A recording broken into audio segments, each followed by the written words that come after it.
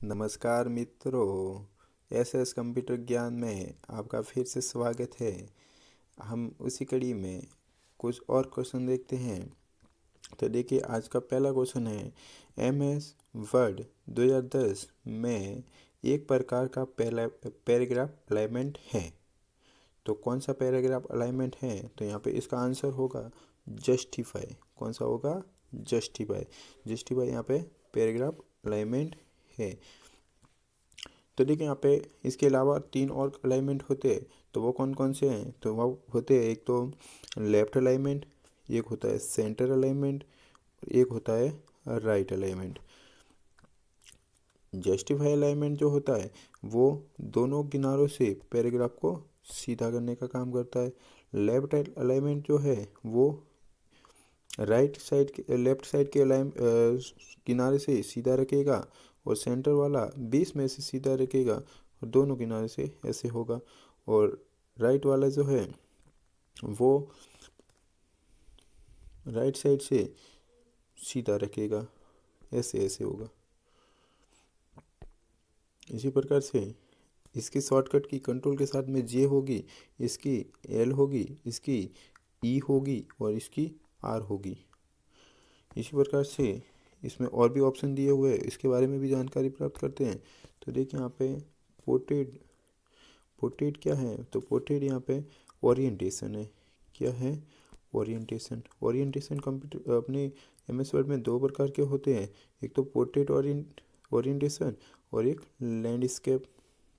Portrait जो होता है वो ऐसे खड़ा पेज होता है, और लैंडस्केप जो होता है वो ऐसे होता है।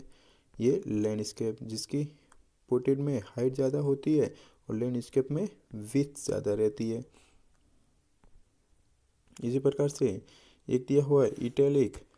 इटैलिक जो होता है वो क्या करता है? यहाँ पे टेक्स्ट को तिरछा करता है,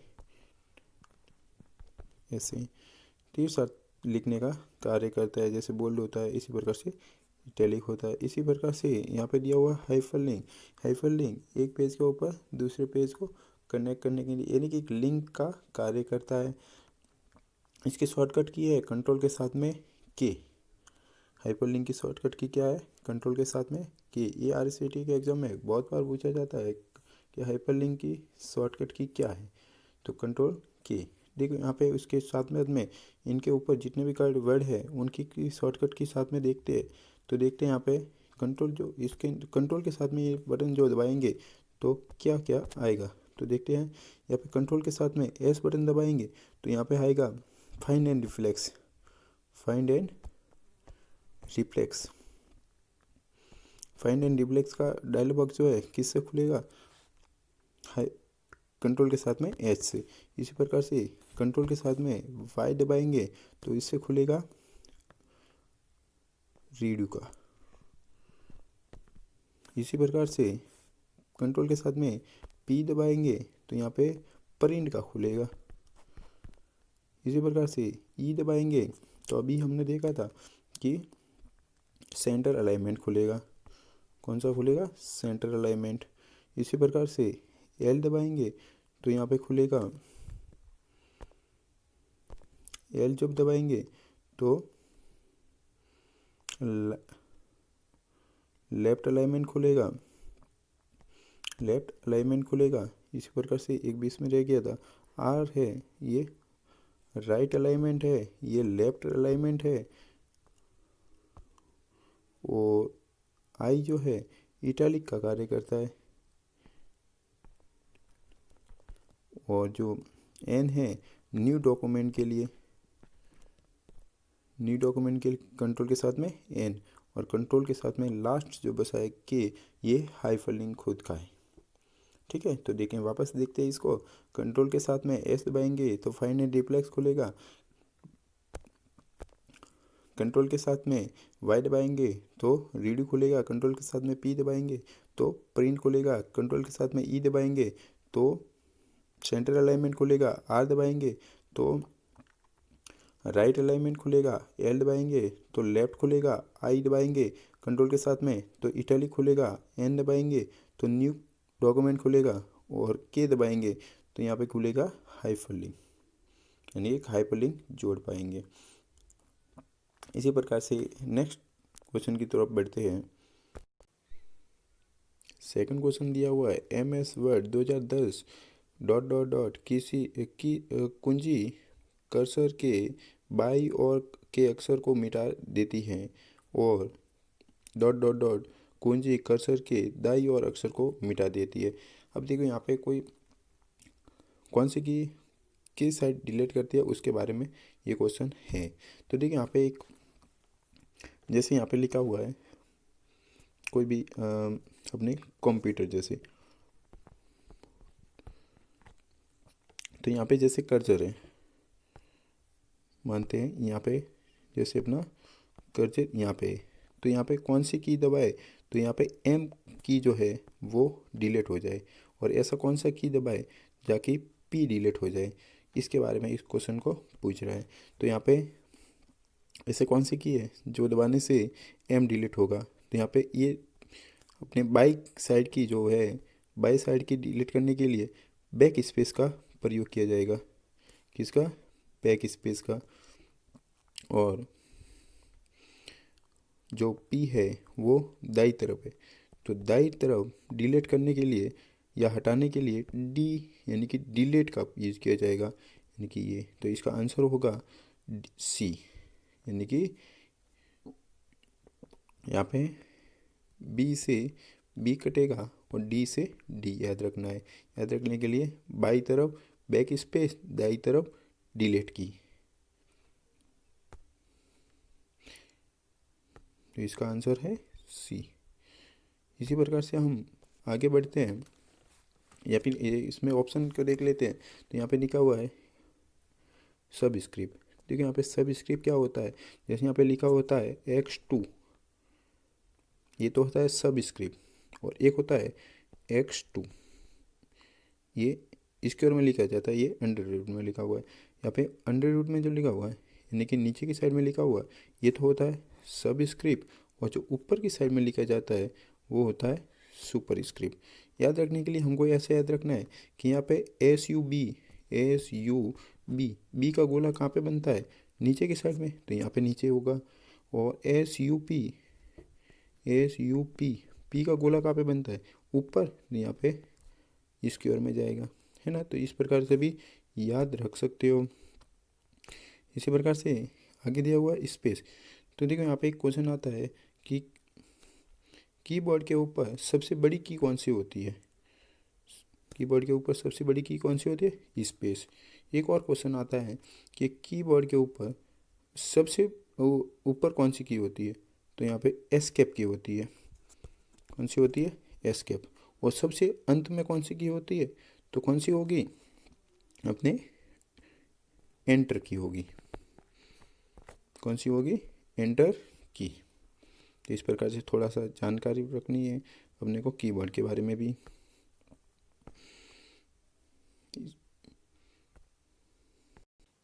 देखिए हमारा अगला क्वेश्चन है कि पहले से चल रहे कंप्यूटर को रीस्टार्ट करना कहलाता है। कंप्यूटर पहले से चल रहा है, उसको रीस्टार्ट करेंगे तो वो क्या कहलाएगा, तो वो क्या कहलाएगा, वो कहलाएगा अपने वार्म बूट। क्या कहलाएगा, वार्म बूट। कंप्यूटर से पहले से चल रहा है तो उसको वापस रीस्टार्ट करते हैं तो वार्म बूट कहलाएगा। यहाँ पे ये होते क्या है, बूट। तो देखिए यहाँ पे बूट जो होता है, यहाँ पे बूट या बूटिंग जो होता है, ये कंप्यूटर स्टार्ट करना बूट कहलाता है। कंप्यूटर को स्टार्ट करना बूट कहलाता है। अब यहाँ पे ये कितने प्रकार के होते हैं, तो दो प्रकार के होते हैं। कौन कौन से, तो एक तो होता है अपने कोल्ड बूट और एक होता है वार्म बूट। बूटिंग दो प्रकार की होती है, कोल्ड बूटिंग और वार्म बूटिंग। कोल्ड बूटिंग जो होती है वो तो होती है कंप्यूटर जो ऑफ हुआ है, ऑफ किया हुआ है, उसको जब स्टार्ट करते हैं तो उसको कोल्ड बूटिंग कहते हैं।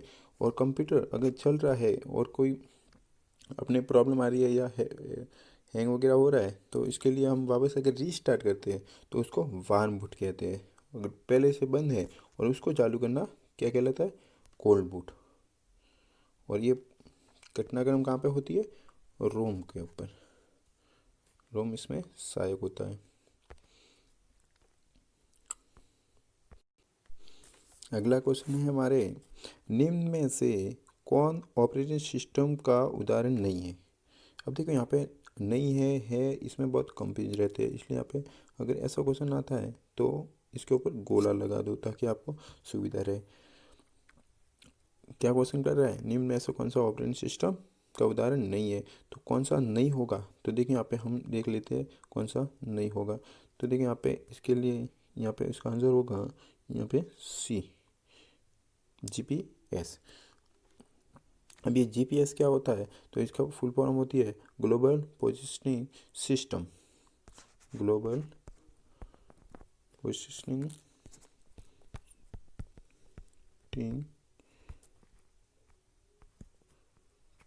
सिस्टम। ये क्या करता है, तो अपने लोकेशन वगैरह बताने के लिए यूज में लिया जाता है। इसी प्रकार से इसमें और भी ऑप्शन दिया हुआ है। तो एंड्रॉयड क्या है, तो एंड्रॉयड तो मोबाइल का ऑपरेटिंग सिस्टम है। क्या है, मोबाइल का ऑपरेटिंग सिस्टम। विंडो कंप्यूटर का ऑपरेटिंग सिस्टम, ये भी ऑपरेटिंग सिस्टम है। ये तीनों ऑपरेटिंग सिस्टम है और ये GPS नहीं है। इसी प्रकार से हम आगे बढ़ते हैं। देखिए अगला क्वेश्चन दिया हुआ है, निम्न में कौन सा मोबाइल वॉलेट का उदाहरण है। मोबाइल वॉलेट का उदाहरण है तो कौन सा है, तो देखिए यहाँ पे हम देखेंगे तो यहाँ पे भीम जो है ये मोबाइल वॉलेट का उदाहरण है। अब भीम क्या होती है, तो यहाँ पे ये भीम का फुल फॉर्म है Bharat interface for money, Bharat interface for money. एक इसी प्रकार से एक और होती है UPI। UPI की फुल फॉर्म है unified payment interface, unified payment interface. ये क्या है, मोबाइल वॉलेट के एग्जाम्पल है। क्या है, मोबाइल वॉलेट के एग्जाम्पल। इसी प्रकार से और भी ऑप्शन दिए हुए हैं। ऊपर दिया हुआ है MWC, इसकी फुल फॉर्म होती है मॉसिव ओपन ऑनलाइन कोर्स। ये क्या है, तो ये ई लर्निंग या ऑनलाइन शिक्षा प्लेटफॉर्म में, क्या है, ऑनलाइन शिक्षा प्लेटफॉर्म, ई लर्निंग के संबंधित है ये। इस प्रकार से एक दिया हुआ है फेसबुक। तो फेसबुक क्या होती है, ये सोशल नेटवर्किंग साइट है। क्या है, सोशल नेटवर्किंग साइट। फेसबुक क्या है, सोशल नेटवर्किंग साइट। जैसे इसी प्रकार से होती है इंस्टाग्राम, ट्विटर, ये सब क्या है, सोशल नेटवर्किंग साइट है।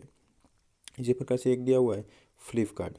फ्लिपकार्ट जो है ये क्या है, तो फ्लिपकार्ट जो है ये ऑनलाइन शॉपिंग वेबसाइट है। क्या है, ऑनलाइन शॉपिंग वेबसाइट, जहाँ पे हम खरीद सकते हैं। यानी कि यहाँ पे B2C कम्युनिकेशन होता है। कौन सा कम्युनिकेशन होता है, B2C, बिजनेस टू कस्टमर।